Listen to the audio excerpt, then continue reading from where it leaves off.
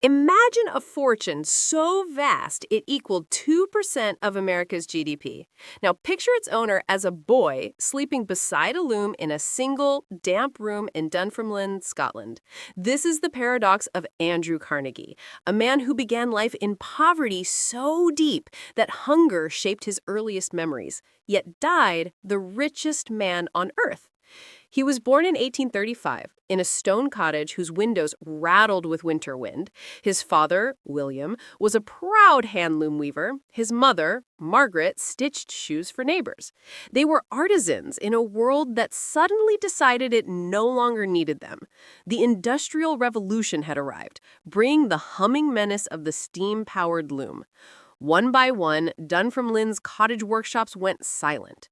William Carnegie's hands, once steady with craft, now trembled with fear. Andrew watched his father knock on doors, begging for work that no longer existed. He would later write that the shadow of want never left him. It was the ghost that drove every decision he made. At just 13, he vowed he'd never be poor again. By 1848, desperation forced the Carnegies to gamble everything. They sold their furniture, borrowed 20 pounds, and bought passage on a cramped immigrant ship bound for America. The journey took 7 weeks. Andrew slept below deck amid the stench of seawater and sickness, dreaming of golden streets. When they finally stepped onto the docks of Allegheny, Pennsylvania, the gold turned out to be soot. Pittsburgh was a city of smoke, furnaces, and noise, a place where the sky itself looked forged from iron. Andrew's father tried to revive his craft, but the looms soon went silent again. So his mother, Margaret, took charge. She sold homemade pies and pushed her 12-year-old son out the door to find work. Andrew's first job was in a cotton mill, earning $1.20 a week. He spent 12 hours a day tending boiling spools of thread, the air so thick with dust it burned his throat. But the pain only hardened his resolve. A year later, he found a better job as a telegraph messenger. He pedaled through the city delivering messages to banks and factories, memorizing every name, every address. He made it his mission to recognize people on sight so he could greet them by name. That habit, remembering everyone, would become one of his secret weapons. He was quick, polite, and endlessly curious. Whenever he delivered a telegram, he'd linger to watch how executives spoke, how deals were made. In those minutes, he received an education more valuable than any school could give. Within a year, he could read Morse code by ear, translating the dots and dashes directly in his head, a skill few adults possessed. That skill caught the attention of Thomas A. Scott, a rising manager at the Pennsylvania Railroad Company, then the largest corporation in the world. Scott hired the 15-year-old as his personal telegrapher and secretary for $35 a month. For Andrew, the gates of industry had swung open. Under Scott's mentorship, Carnegie learned the rhythms of corporate power. He watched his boss move armies of men and miles of steel with nothing but a ledger and a telegram. The lesson was clear. Information moved faster than iron, and whoever mastered information would master industry. Scott also introduced him to investing. He suggested Andrew buy a small share in a sleeping car company. Carnegie scraped together the money, terrified he'd lose it. Instead, dividends rolled in. That single stock taught him a truth that would define his empire. Working for money makes a living. Owning assets makes a fortune. As the 1850s closed, Andrew Carnegie had transformed from a messenger boy into one of the best-connected young men in Pennsylvania. The country was heading towards civil war, and war, he realized, meant contracts, steel, and opportunity. He was 26, ambitious, and unafraid. The loom worker's son was ready to build an empire of his own. When the Civil War erupted in 1861, thousands marched to battle.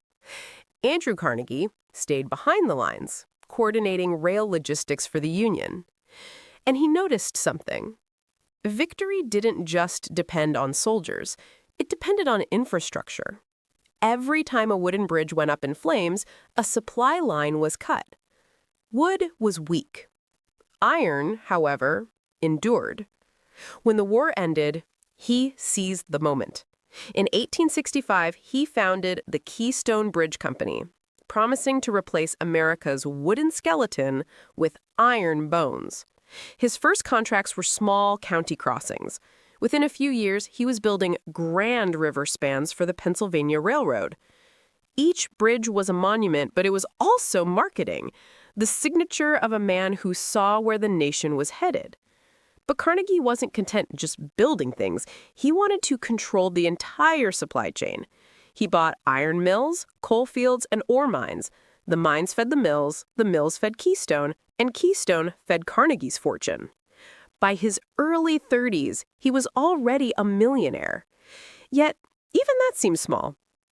The future, he believed, wasn't iron, it was steel. Years earlier, a British inventor named Henry Bessemer had unveiled a furnace that could turn molten iron into high-grade steel in mere minutes. Few in America understood its power. Carnegie did. He traveled to Britain, studied the process, and returned obsessed.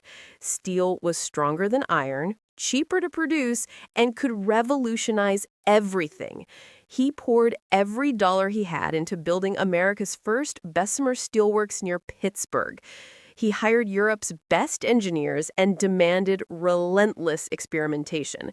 His motto was simple: cut costs or die. Workers toiled beside molten rivers of metal in heat so intense their boots smoked. Accidents were constant. But for Carnegie, efficiency was a moral virtue. Take out the waste of time, take out the waste of material, take out the waste of men, he said, and you will make money. He was both visionary and tyrant. His employees labored 364 days a year. Only the 4th of July brought rest. When a machine could replace a man, he installed it without hesitation. Machines didn't argue. They didn't unionize. They made profits predictable. His genius wasn't just for engineering, it was for psychology. To win a major contract, he renamed his new mill after the railroad president J. Edgar Thompson. The gesture melted hearts and opened wallets. Thompson promptly ordered 2,000 steel rails, giving Carnegie's operation a roaring start. But when competition grew, another side emerged. A rival, Duquesne Steelworks, began undercutting his prices. So Carnegie and his lieutenant, Henry Clay Frick, launched a quiet war. They spread rumors that Duquesne's rails lacked homogeneity.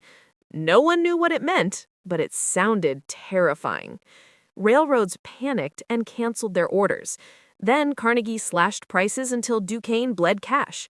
2 years later, he bought the company at a bargain. It was conquest by siege.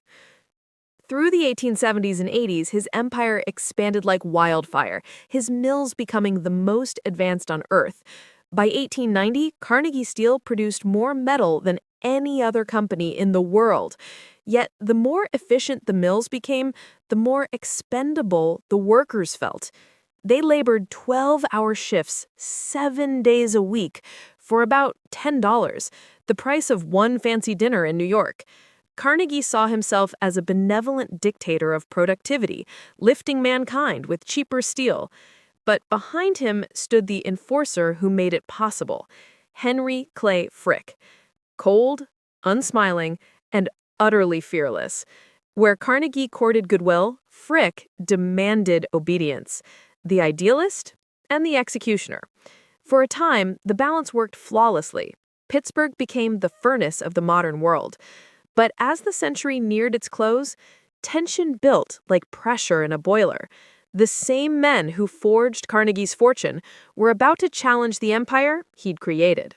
By 1892, the Homestead Steel Works was an industrial cathedral, blazing day and night beside the Monongahela River. Its furnaces spat fire into the Pittsburgh sky, fueling the railroads and skyscrapers of a new American age. But for the men inside, working 12-hour shifts in suffocating heat for barely $1 a day, it was a different story. And when their pay was cut again, even as owner Andrew Carnegie's profits soared, they'd had enough. Carnegie had always styled himself a champion of the working man, speaking of fairness and dignity, but in a single decade, he'd multiplied his wealth tenfold, and when his workers demanded a living wage, he called it rebellion. As tensions rose, Carnegie decided to step away. He sailed back to Scotland, writing letters about peace from the comfort of his estate. He left the real battle to his lieutenant, Henry Clay Frick, a man known for breaking unions as easily as he broke promises. Frick wasted no time. He built a 3-mile fence around the mill, topped with barbed wire and watchtowers. The locals called it Fort Frick. He planned to bring in non-union labor, escorted by a private army of 300 armed Pinkertons. To him, it was business. To the 10,000 striking workers and their families, it was war. At dawn, on July 6th, the Pinkertons tried to land by barge. The workers were waiting. A shot was fired, no one knows by who, and chaos erupted. For 12 hours, the sky above Homestead glowed red, not from the furnaces, but from fire and fury. By nightfall, 16 people were dead. It would forever be known as the Homestead Massacre. When the state militia arrived to crush the strike, the world looked on in horror. And even across the Atlantic, they knew who was responsible. Andrew Carnegie, the man who spoke of lifting the poor, had crushed his own workers. His reputation never recovered. And yet, his empire thrived. By 1900, Carnegie Steel produced more steel than all of Great Britain. Carnegie was 65, the richest man alive, and utterly weary. He began to think about the one thing money couldn't buy: redemption. That chance arrived when the financier J.P. Morgan came calling, wanting to create a single industrial giant. One evening, Carnegie scribbled a number on a slip of paper: $480 million. He handed it to an associate and said, "If Mr. Morgan is willing to pay this, the company is his." Morgan looked at the figure and simply said, "Done." In that instant, Andrew Carnegie walked away. He would never again run a business. He would spend the rest of his life giving his fortune away. "The man who dies rich dies disgraced," he wrote. And he meant it. He funded 2,500 public libraries, built Carnegie Hall, and founded institutions for science and international peace. But his philanthropy was complicated. Critics called it guilt money, a fortune built on the broken backs of workers who would never live to read in his libraries. Carnegie rarely defended himself. He simply said that, as a boy with little schooling, he'd discovered the world through books borrowed from strangers. Now, he was trying to return the favor.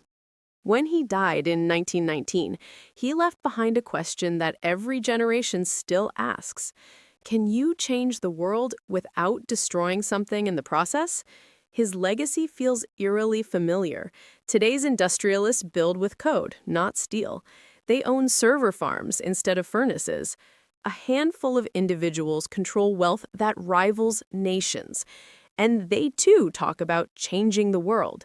But just like Carnegie, they face the same impossible balance between innovation and exploitation, between progress and its price. Carnegie's life is a mirror, reminding us that the measure of greatness isn't how much wealth you build, but what you choose to do with it. After every deep dive into the people and forces that shaped our world, it comes down to this simple request: liking, subscribing to the Business Lens, sharing it.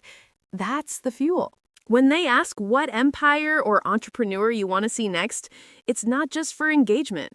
It's a genuine question from a creator asking where to point their lens. Your comment literally decides the next story.